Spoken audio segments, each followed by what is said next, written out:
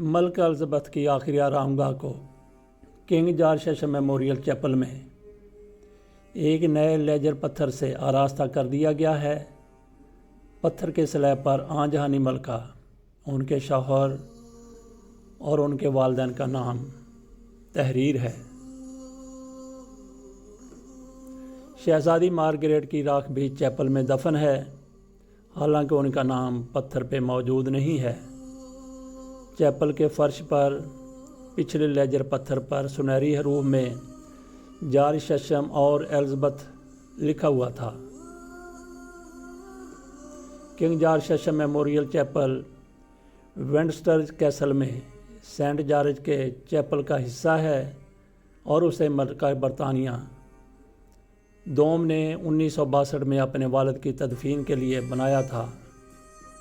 George session को असल में चैपल में मुंतकिल होने से पहले 1952 में उनकी मौत के बाद किले के शाही वाल्ट में दफन किया गया था। ये तफसीलात उस वक्त सामने आईं जब कौमी सोग का दौर ख़त्म हुआ। सरकारी इमारतों पर झंडे एक बार फिर लहराए गए।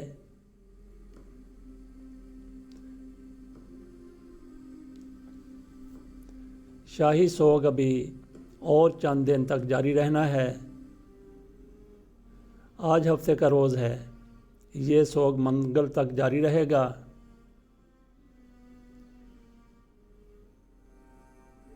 अवाम की तरफ से रखी गई अशिया, जिनमें फूल भी शामिल हैं,